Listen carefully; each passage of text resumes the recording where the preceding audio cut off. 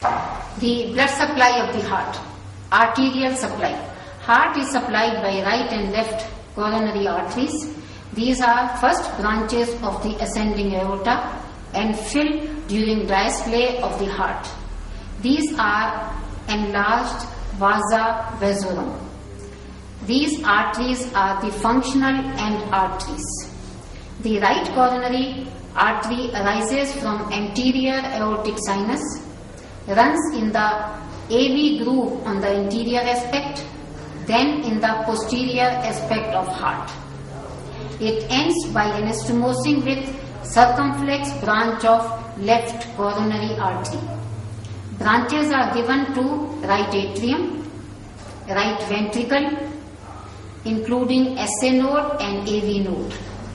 One of its important branch is posterior interventricular artery, which supplies both the ventricles and the interventricular septum. Mostly posterior interventricular artery is a branch of right coronary and the heart is right dominant. In case the posterior interventricular artery arises from left coronary, the heart is said to be left dominant. The left coronary artery.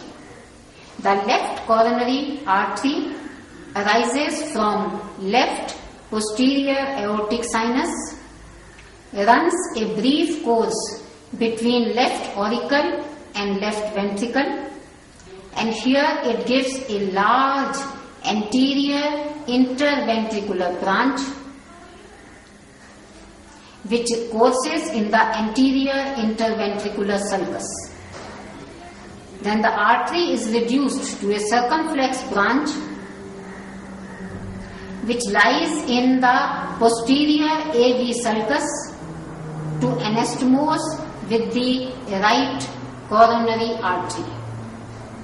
This artery gives numerous branches to the thick left ventricle, besides giving branches to left atrium, part of right ventricle and interventricular septum. The collateral circulation of heart.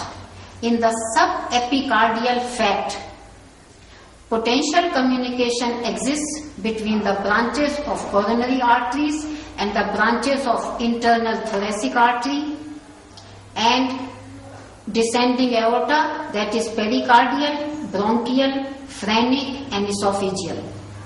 In slow obstruction of the arteries, these collateral channels dilate and maintain nutrition of the heart. Venous drainage. Blood from heart drains into coronary sinus present in left part of posterior atrioventricular sulcus. Coronary sinus ends into the right atrium. The tributaries of coronary sinus are: 1. Great cardiac vein lying in the anterior interventricular sulcus, middle cardiac vein lying in the posterior interventricular sulcus, and small cardiac vein lying along the inferior border of the heart. In addition, there are anterior cardiac veins draining into the right atrium. Veni cordis minimi open into all four chambers. They are specially numerous into the right atrium.